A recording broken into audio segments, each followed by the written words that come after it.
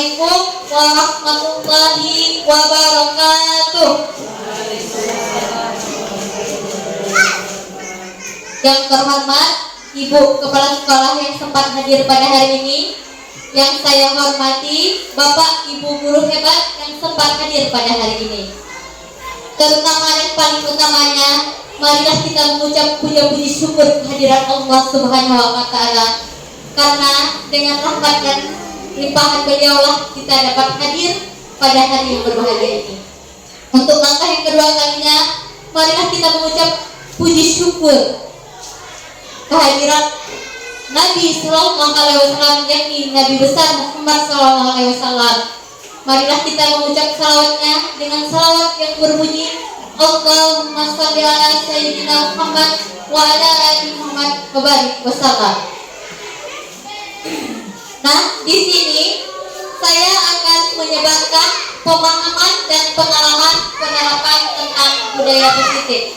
Sebelum masuk ke acara intinya, acara yang berikutnya yaitu kata sambutan dari Ibu Kepala Sekolah Ibu Maria SPDI. Kepada Ibu, waktu dan tempat kami persilahkan.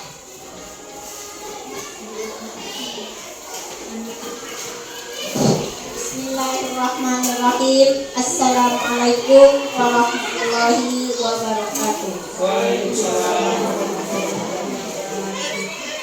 Yang saya hormati para majelis guru, baik dari SD 156 ataupun dari perwakilan dari SD tetangga dan dari TK, juga dari MTS dan MTC.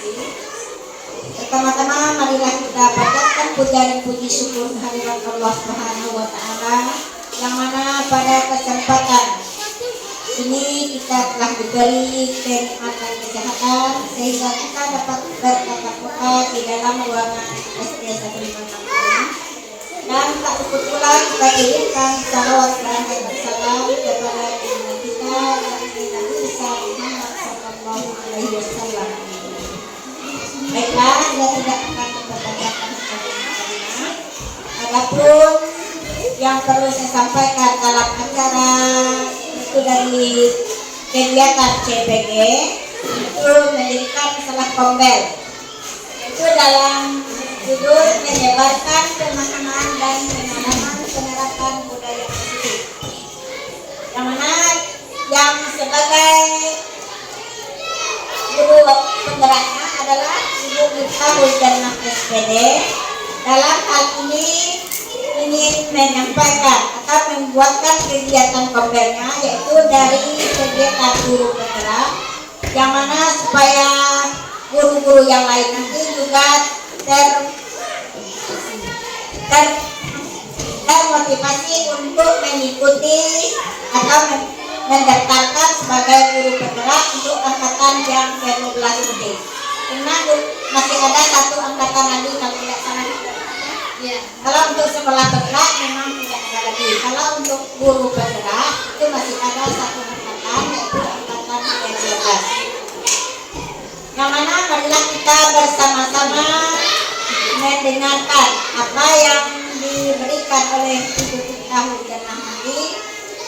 Sama-sama kita menyaksikan atau ada perlu yang kita tanyakan, silakan tanyakan langsung kepada Ibu Miftahul Jannah apa tujuan dari mendirikan kombel ini ataupun yang lain. Itulah yang dapat Ibu sampaikan pada hari ini. Lebih dan kurang saya mohon maaf. Wabillahi taufiq wal hidayah. Wassalamualaikum warahmatullahi wabarakatuh. Terima kasih atas waktunya Ibu Kepala Sekolah kita. Yang selanjutnya yaitu menyanyikan lagu wajib nasional yang akan dipimpin oleh Ibu Nilawati SPD. Kepada Ibu, waktu dan tempat kami persilahkan. Hadirin dimohon berdiri.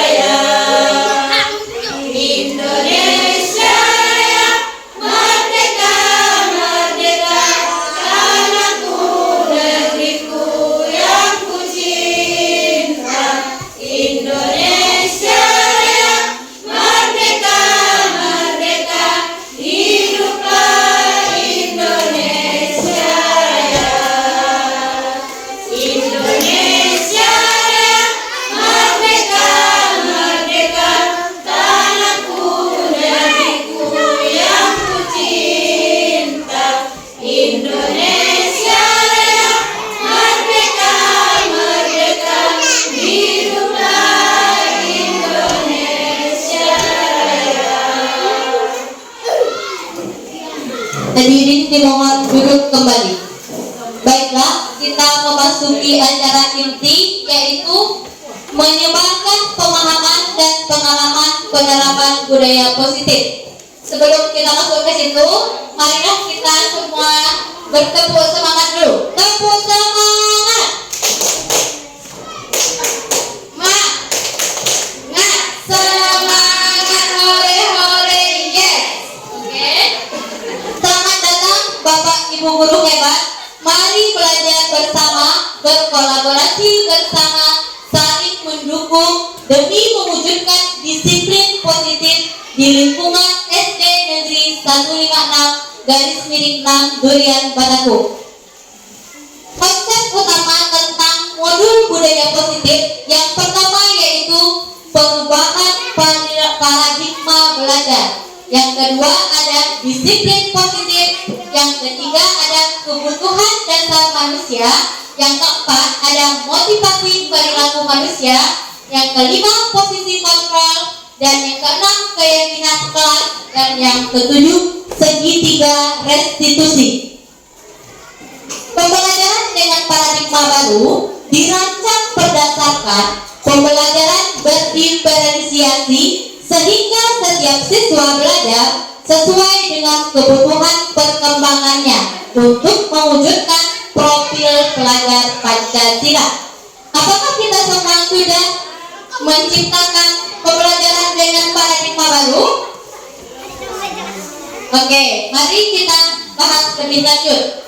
Yang pertama yaitu disiplin positif. Dalam budaya kita, makna kata disiplin dimaknai menjadi sesuatu yang dilakukan seseorang pada orang lain untuk mendapatkan kepatuhan. Kita cenderung menghubungkan kata disiplin dengan ketidaknyamanan.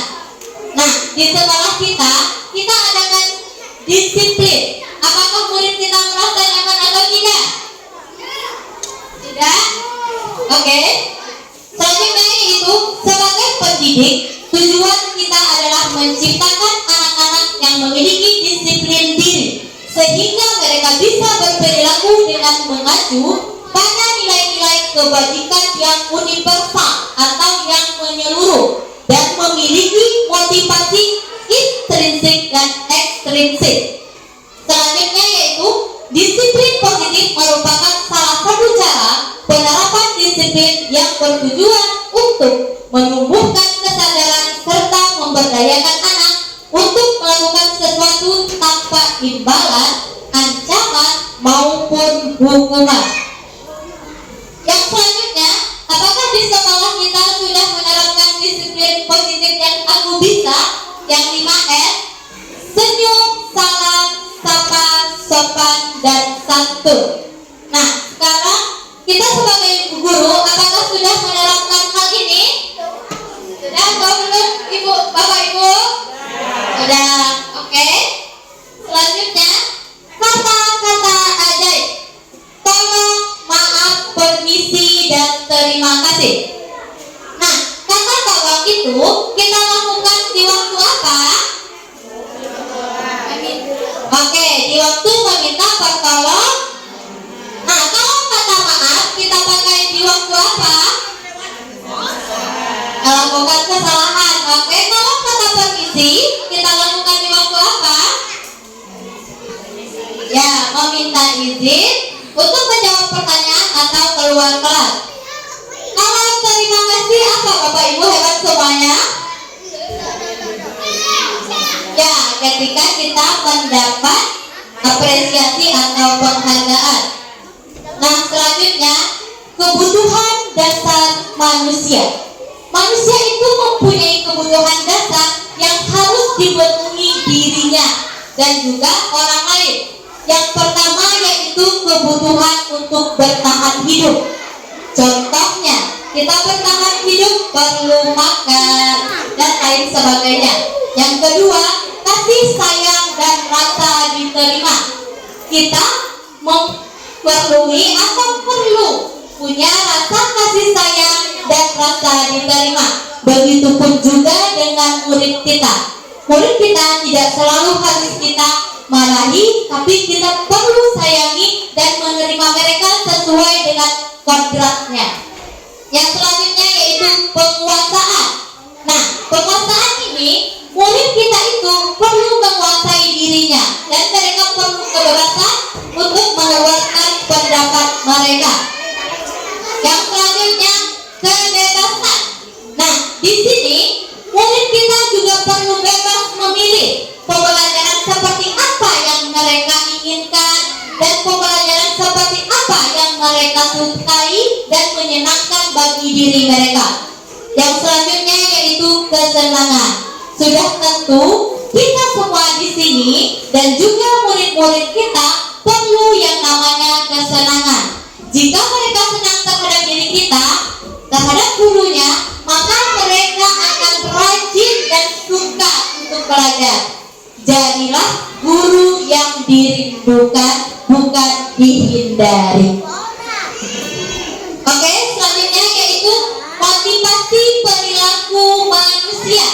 Motivasi merupakan dorongan yang timbul pada diri seseorang secara sadar atau tidak sadar untuk melakukan suatu tindakan dengan tujuan tertentu.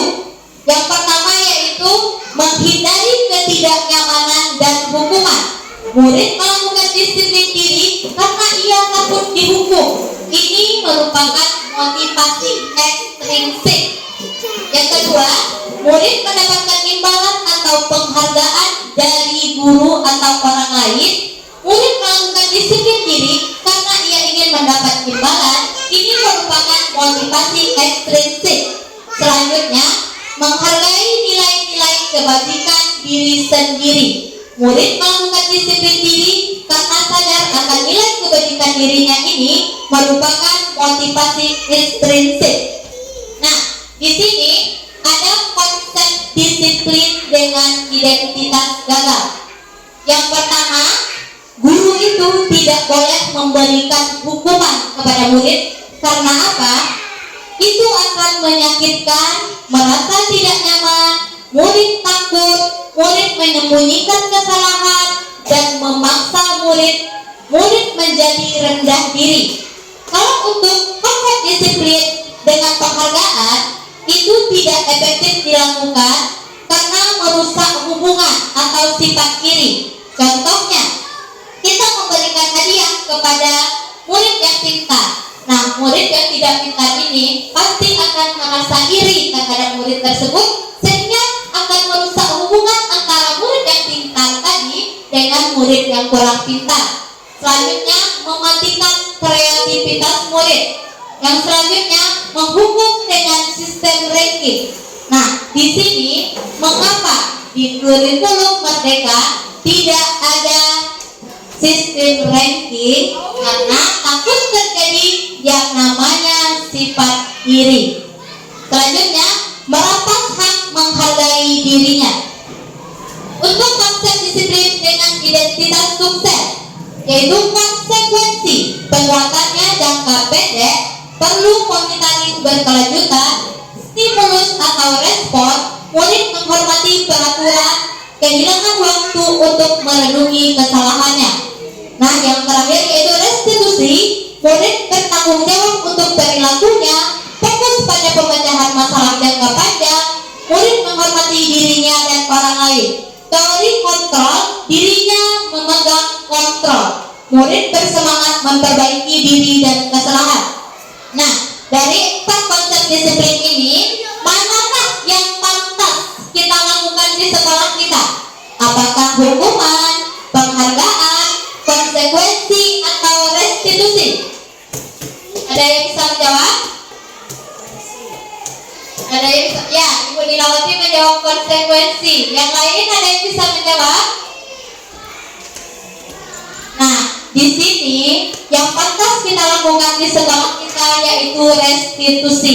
Karena di sini murid merasa bertanggung jawab atas perilakunya.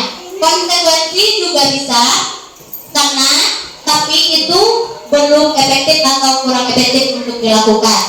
Nah, kita lanjut ke maksud dari pendekatan restitusi. Pendekatan restitusi yaitu sebuah cara menanamkan disiplin positif pada murid.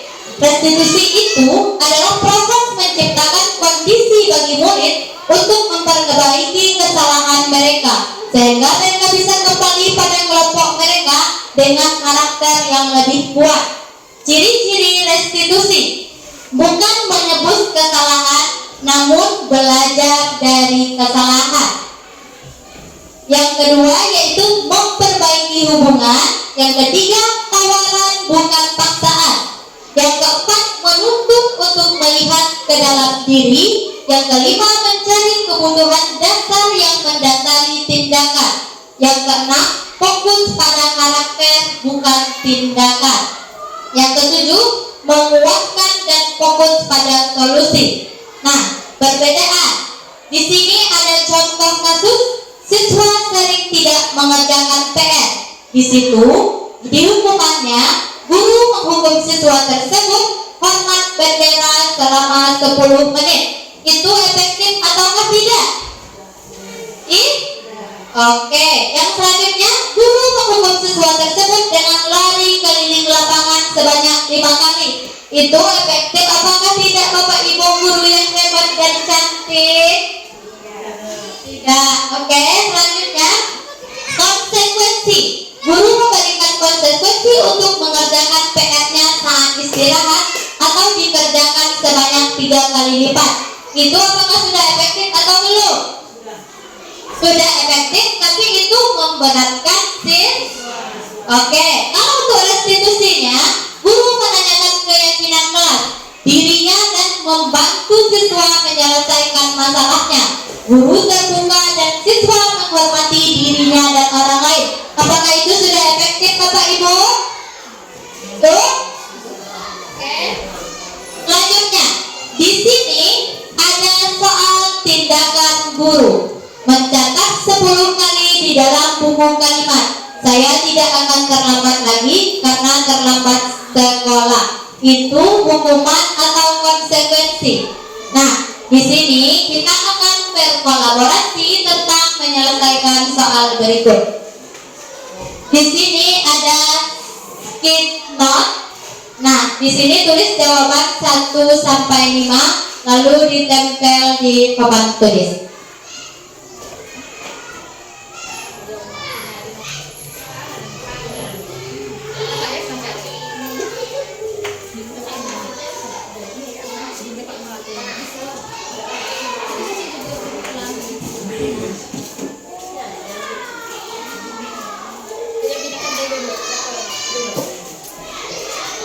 Konsekuensi dengan hukuman keras.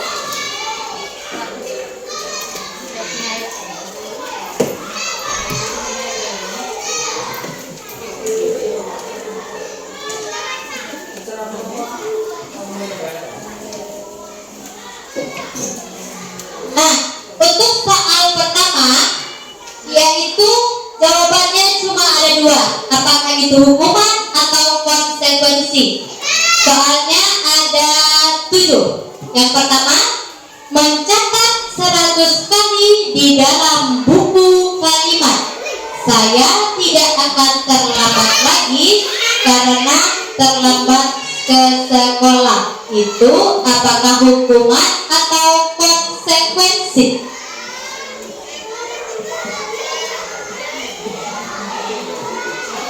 Nah, yang kedua, lanjut.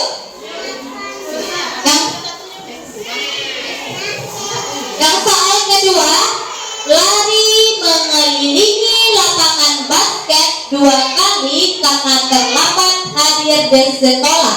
Itu hukuman atau konsekuensi? Tulis jawabannya hanya 1.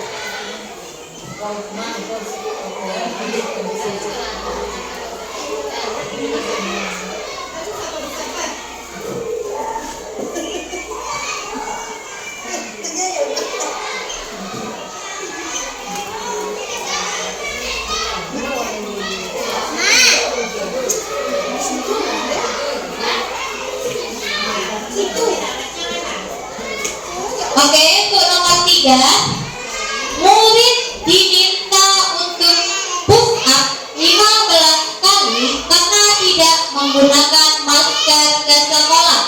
itu hukuman ataukah konsekuensi?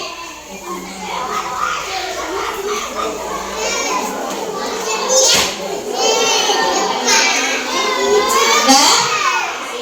Lanjut.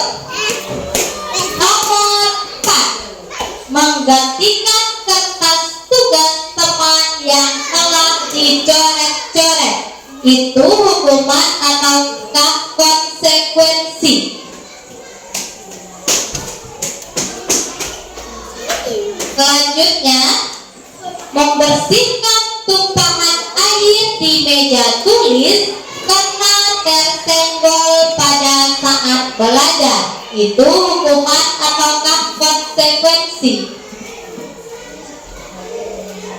Oke, selanjutnya, murid disuruh untuk mengenakan sepatu seharian di sekolah karena tidak mengenakan sepatu hitam itu apakah hukuman atau konsekuensi?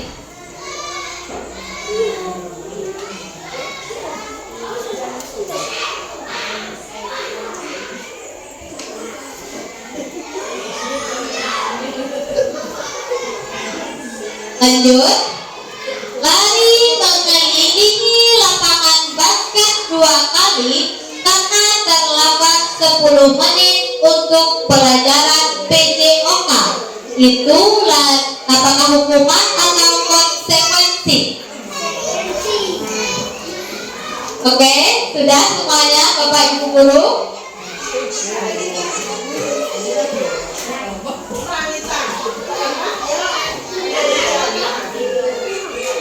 Ibu Yuna nomor berapa?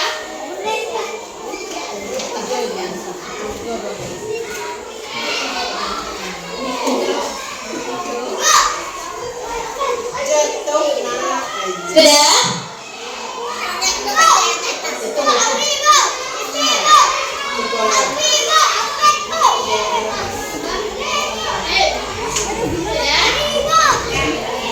Oke, ada yang ingin berpendapat? Membacakan hasil jawabannya?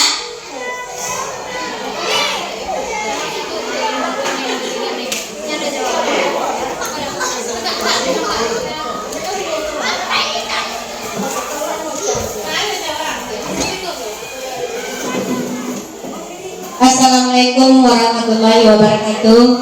Baiklah, saya akan membacakan hasil dari soal tindakan guru.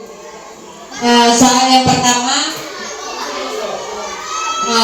sebagai jawaban saya, yang pertama saya menjawab di sini konsekuensi, kedua hukuman, ketiga hukuman, keempat konsekuensi, kelima konsekuensi, keenam konsekuensi, dan ketujuh hukuman. Terima kasih. Oke, terima kasih kepada Ibu Nilawati atas jawabannya. Luar biasa sekali, sudah sangat bagus. Nah, ada yang ingin berpendapat lagi? Oke, Ibu Jamila.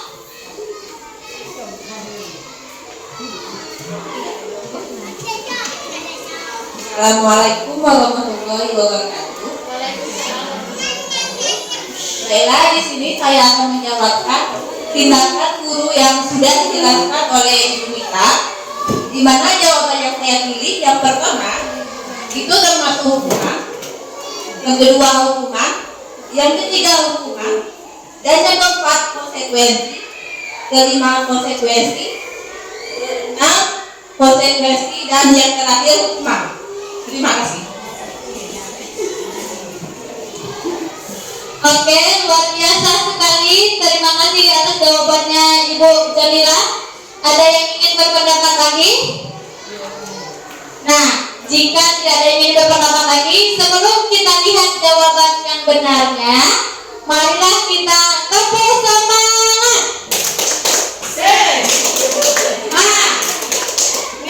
Semangat, hore hore, yes. Oke. Nah, di sini sudah ada jawaban yang benarnya. Untuk soal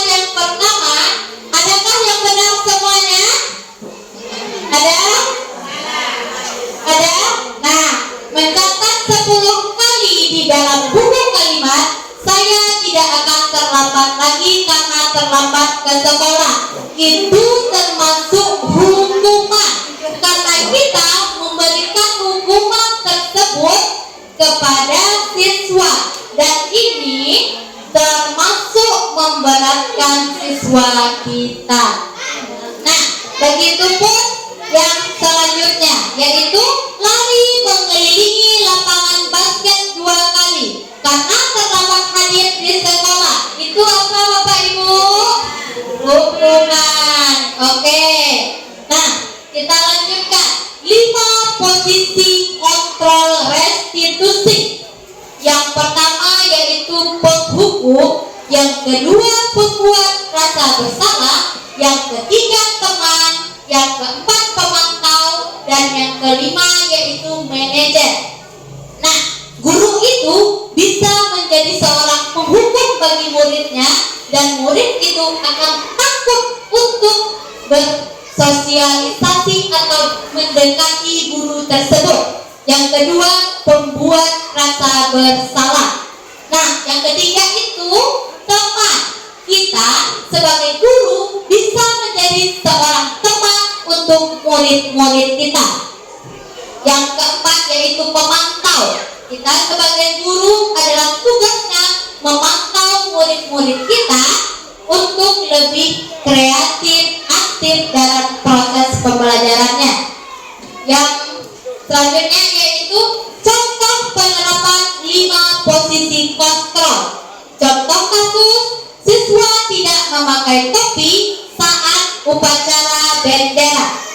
Nah, untuk posisi kontrol penghukum, di sini guru akan berkata, "Dasar kamu anak bandel, patuhi aturan sekolah, lalu berdiri di depan barisan." Apakah kita ada melakukan itu? Ada.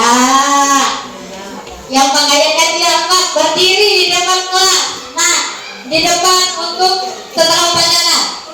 Yang kedua yaitu pembuat rasa bersalah. Berapa kali Pak Guru harus memberitahu kamu, Pak Guru kecewa banget sama kamu? Apakah kita pernah melakukan itu? Pernah. Oke. Kalau yang teman, ayolah yang tertib berseragam. Buat ibu guru bangga. Kali ini tidak apa-apa kamu salah. Besok tolong seragamnya pakai yang lengkap ya. Pernahkah kita seperti itu? Pernah. Nafas dulu. Ya. Selanjutnya yaitu pemantau. Kamu sudah melanggar apa peraturan dan konsekuensinya? Apakah kita pernah bertanya kepada murid kita seperti itu? Nah, pernah? Pernah, karena murid kita sering berangkat di sekolah. Oke, lanjut. Apakah kamu tahu kesalahanmu? Kira-kira bagaimana kamu akan memperbaiki kesalahan ini? Selanjutnya, keyakinan kelas. Keyakinan kelas adalah seperangkat nilai dan prinsip yang disepakati bersama oleh guru dan siswa untuk memandu perilaku dan interaksi di dalam kelas. Keyakinan kelas dapat dibuat dengan melibatkan siswa secara aktif dalam prosesnya. Hal ini dapat dilakukan melalui diskusi kelas, brainstorming, dan voting. Nah, bagaimana pembentukan keyakinan kelas itu? Yang pertama yaitu pernyataannya abstrak dan tidak baku. Yang kedua, berupa pernyataan yang universal atau luas. Yang ketiga, dibuat dalam bentuk positif. Yang keempat, sedikit saja agar mudah diingat. Yang kelima, sesuai dengan kondisi kelas agar mudah diterapkan. Dan yang keenam, semua warga kelas dilibatkan saat membuat keyakinan kelas tersebut. Nah, di sini ada video saya waktu pembuatan keyakinan kelas. Mohon dilihat untuk ditanggapi Bapak Ibu guru hebat semuanya.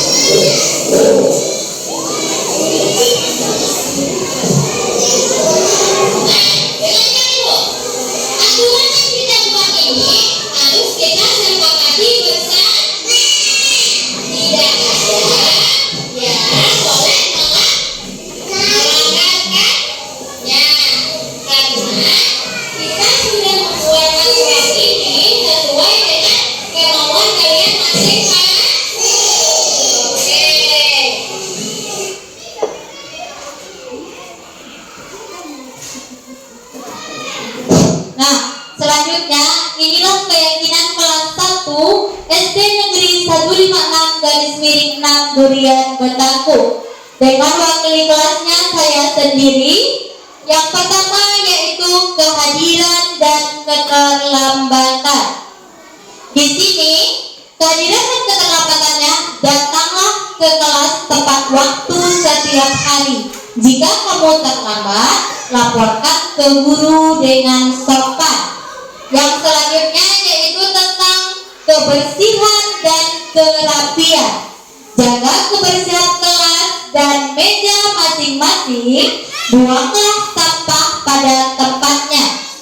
Nah, di selanjutnya yaitu peralatan sekolah. Pastikan membawa semua perlengkapan yang diperlukan.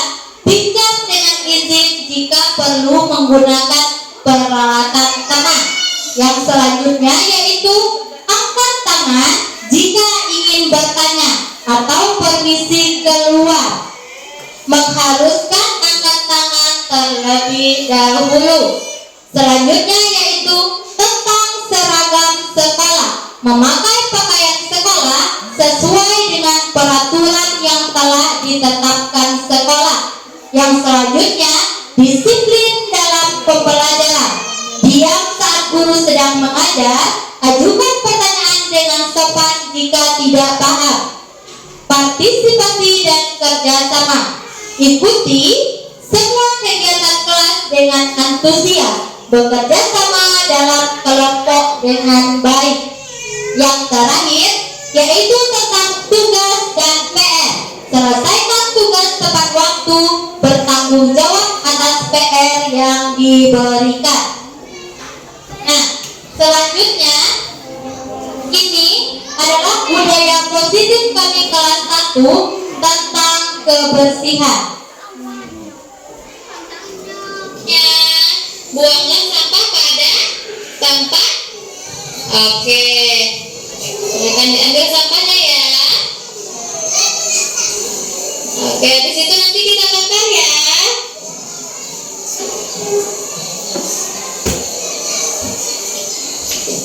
Oke.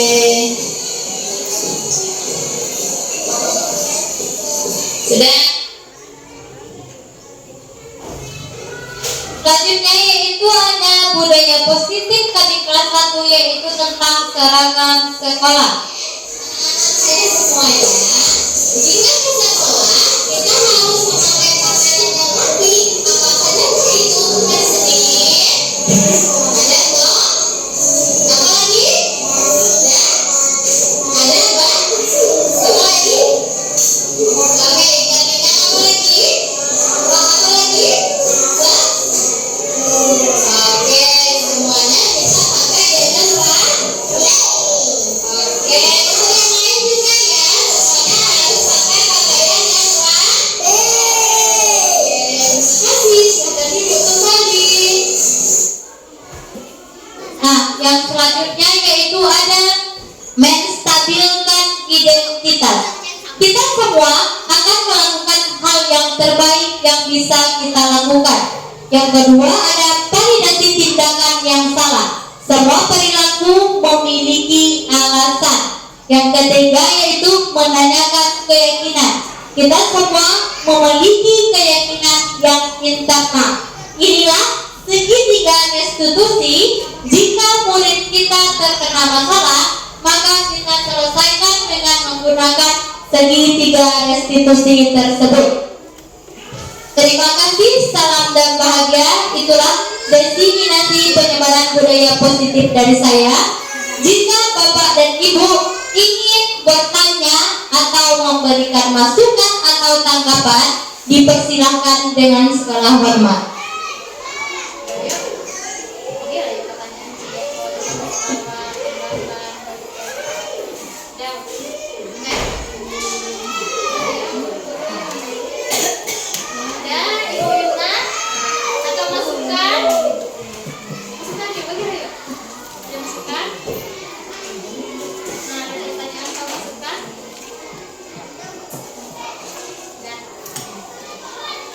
Nah, jika tidak ada keyakinan kelas itu penting kita buat di kelas kita masing-masing, karena setiap kelas itu memiliki keyakinan kelas yang berbeda-beda. Di setiap kelas itu sesuai dengan kebutuhan kelasnya, buatlah keyakinan kelas tersebut agar siswa mematuhi peraturannya. Bukan kita yang buat, tetapi kita bersama dengan siswa kita yang membuat keyakinan kelas tersebut. Jadi mereka tidak akan melanggar peraturan yang mereka buat. Jika tidak ada yang ingin bertanya dan bertanggapan, sampai disitulah penyebaran budaya positif yang saya lakukan di SD Negeri Nomor 156/6 Durian Betaku. Akhirul kalam, saya akhiri dengan lafaz yang lebih mulia. Wabillahi taufiq wal hidayah. Wassalamualaikum warahmatullahi wabarakatuh. Terima kasih banyak atas waktu Bapak dan Ibu guru yang meluangkan dalam proses diseminasi ini.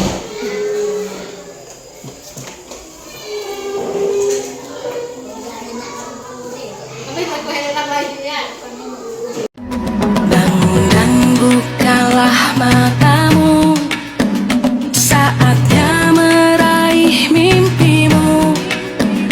Assalamualaikum warahmatullahi wabarakatuh.